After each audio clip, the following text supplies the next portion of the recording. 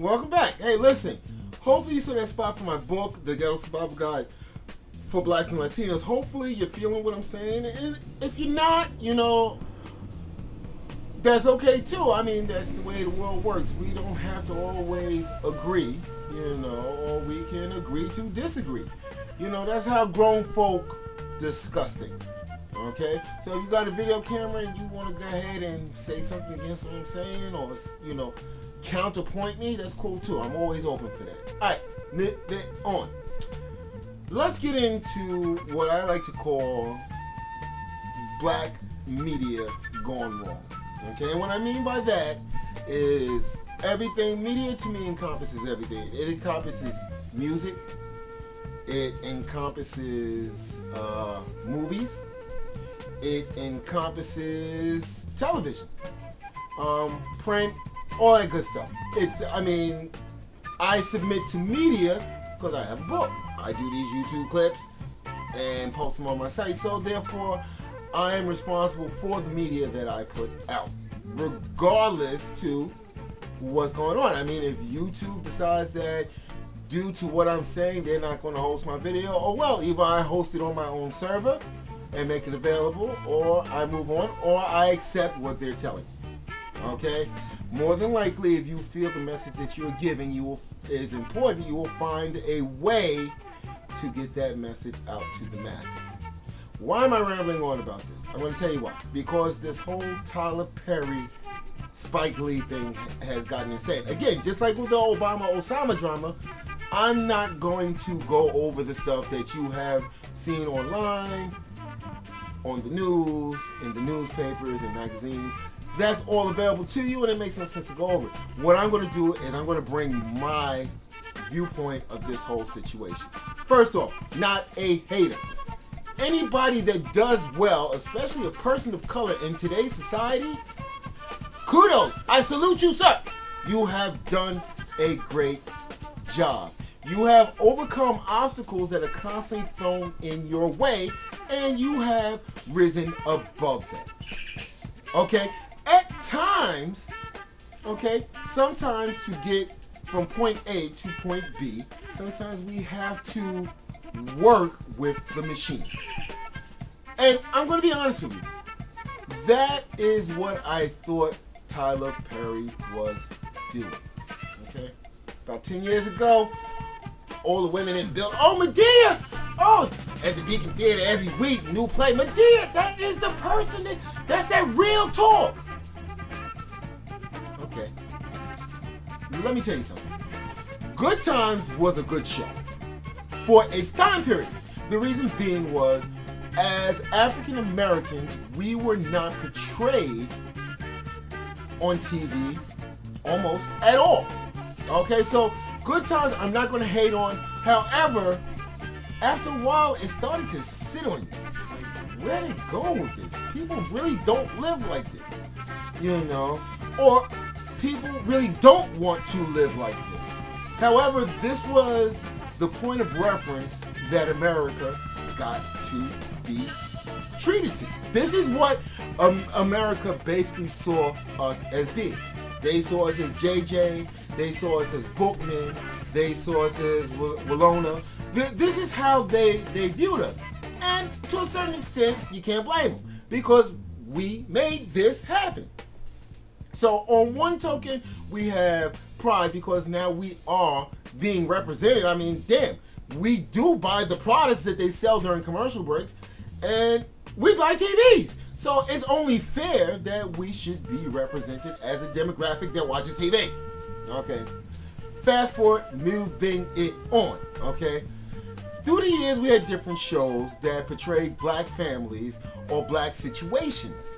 Okay. Or sitcoms or situation comedies. Okay. I have to a certain extent, agree with Dave Chappelle, the reason why he gave up his show. It just wasn't fun anymore. I mean, I honestly believe that his whole viewpoint of the whole thing was, listen, let's pull your coat. This is what you guys are out there doing. However, if you're like me, I can't sit and watch Dave Chappelle with, let's say, friends that are Caucasian. I can't do it. I can't sit down and watch Dave Chappelle with white coworkers. Because there's always that fine line of, why do you find that so funny? Why is that so insanely, incredibly funny? While I'm sitting there feeling embarrassed because I'm saying, wow, this is how white America views us as black people. Back to the point. This is the whole basis of the Tyler Perry drama. Okay? First off, like I said, I'm not hating on you, and your whole sexual preference, your business, okay? But as far as I'm concerned, you have utilized what you have grown and created to be an excuse to be able to cross-dress in public. I mean, that's my feeling. You know, you're a cross-dresser. Plain and simple. You're a cross-dresser that hides behind the church.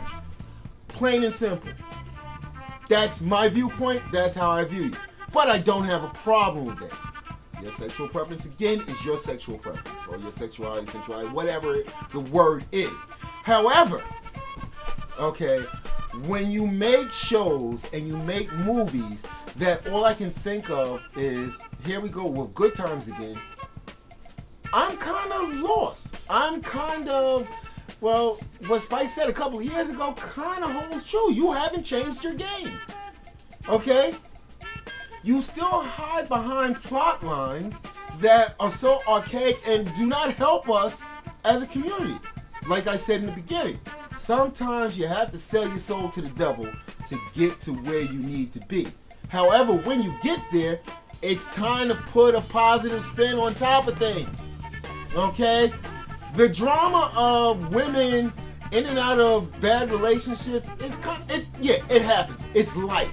Okay? But you don't have to constantly portray all of these black men that all they want is a piece of ass and move on and get you pregnant and don't deal with the baby, because this is not really true just for us.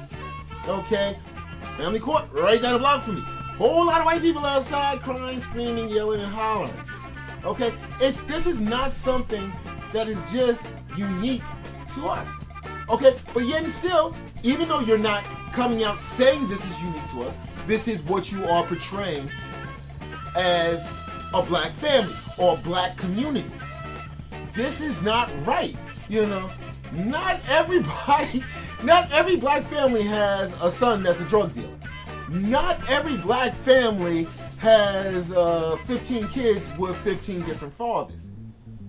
You know, but you kind of push this down, and it's not helping us. It's not, Tyler, you're not helping. You're not making things better, okay? Because when you go to work and you're confronted by one of your Caucasian or white coworkers, and they come in and say, out of the blue, just like with any other TV, just like with Star Trek, hey, did you see that episode of Meet the Browns last night? Of course, my response is, no, I've never met the Browns and don't plan on it. Okay, but you get the gist of the conversation. Oh, it was so funny when she found out who the baby's father really was. Huh?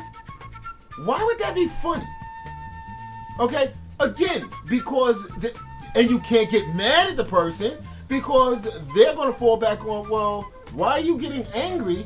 This is a Tyler Perry vehicle. No, I should be angry. And not only am I angry at you, I am still angry at Tyler Perry. Because again, you've been at this for how long and you still have put nothing relevant on the table? Okay, granted, not every show or movie has to have a happy ending. Again, like I said, King of New York has nothing to walk away from, okay, as far as a positive message. Very gray line-ish, okay? Apocalypse Now, no message there. There's nothing that you can walk away from and say, I learned a valuable lesson, okay? I'm a firm believer that movies and television should be considered an art form, okay? And there's the canvas, which are the actors, okay? The people that say the lines, that go through the motions, but who holds the paintbrush? The director. He is the artiste, okay? When a movie goes wrong or becomes a piece of crap 15 minutes into it, I don't blame the actors. If you're a bad actor, you're a bad actor. However, your job as a director is to check that. Okay? Because at the end of the day, you painted the picture that I am watching. Okay? So, yeah, Tyler, I think you need to check yourself before you start creating more drama as far as Spike. I mean, yeah, there's a lot of Spike Lee movies that I don't like. Just a couple of them.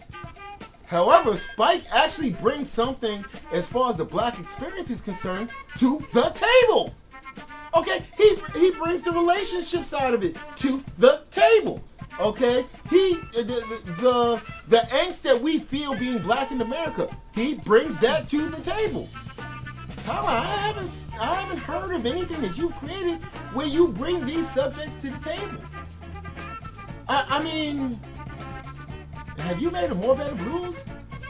Or Get on the Bus?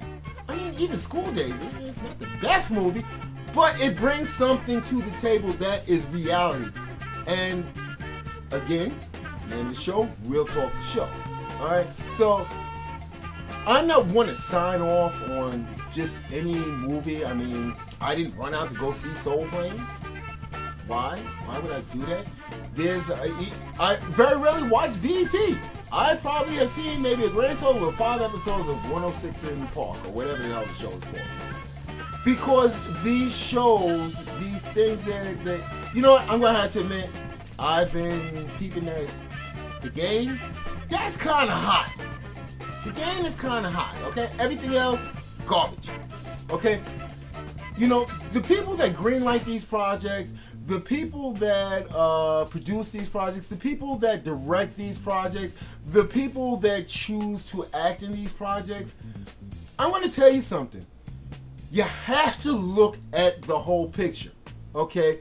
All of these people, when it comes to wartime, consider themselves artists, and they take part in a craft, okay? All I'm asking is that you bring that same feeling, that same fever of accomplishment when you're making black movies. That's all I'm asking. Look at the award-winning movies, okay? It's not that we can't do this. It's really not that we can't create movies and TV and music on the same level. It's because we sometimes take the easy way out. Again, I understand, just beginning, sometimes you got to sell your soul to get to the position that you want to be in. However, when you get in that position, it's time for you to make a positive change. Okay? Or at the very least, create a piece of art. That's all I'm asking. Same thing goes with the music scene. Listen, I grew up in the hip-hop era. Okay? But what's out there now as far as hip-hop and R&B is concerned is crap. It is crap. I go to these clubs and I listen to what everybody runs to the dance floor. I'm like, what the hell is that all about? I don't even turn on the radio in my car. Okay? Reason being is I have my playlist on my USB key, and that will have to be it, because within 5 minutes of listening to what is greenlighted out there, it's a destruction of a whole community. It really is, you know. But once again, you know, it comes to the fact that, you know, as far as people in the entertainment industry are concerned, when it comes to us, and again, I go over this in my book, it's automatically expected that we sign off on anything that is labeled African American, just like people in America are supposed to sign off on anything that is labeled green. No matter how expensive it is, no matter how useless it is, no matter what a pain in the ass it is to do it, but because it's got that green mark on it, we're supposed to fly with it. It's the same thing with our media. Just because there's black or African American attached to it doesn't mean that I have to buy into it, doesn't mean that I have to pull my money out my pocket to support you just because you are black or African American. It's not fair to me, and it's definitely not fair to you, because at the end of the day, 5-6 years into your career, somebody else is going to replace you and basically say, continue to make crap that we had this person making. Now is a good time to make a change, Tyler, to actually put something relevant on the table, something that is artistically thought out, okay? Very important here, okay, because the last Oscars, yeah, how many of us? Thank you, okay? You've got the reins, sir. Instead of focusing on what Spike and other people are saying, prove them wrong. Prove them wrong by taking out that director's paintbrush and giving us something that we can say, yeah, Tyler made that. Tyler Perry made that, baby. You know, again, you may or may not agree, but name of the show, Real Talk. Peace. Moving on.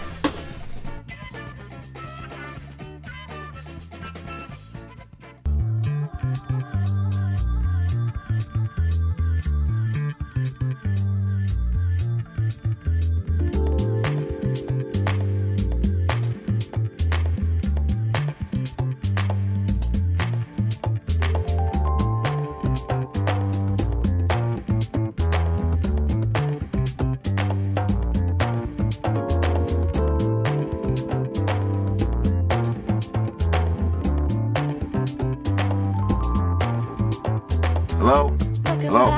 Where are you going to find an answer to those questions? Okay, listen. The Ghetto Survival Guide for Blacks and Latinos is about real talk for real people. Relevant and useful information that you can use. Whether you live in the hood or not, you're going to find some useful stuff. It's funny, it's humorous at times, but it's real, okay? Make sure you cop the book. You can get it from Barnes & Nobles. You can go ahead and get it from the iStore. You can get it from Sony e-reader store, Diesel Books, Smashwords, Kobo Books. Make sure you get it. It's something good for your e-reader, okay? Real talk for real people, the Ghetto Survival Guide. Make sure you stop by our site as well, ghettosurvivalguides.com. Alright, thanks again. Remember, real talk for real people, baby. Leave those other questions alone because no book is going to give you a definitive answer on those questions. The Ghetto Survival Guide for Blacks and Latinos. L. Robinson, peace.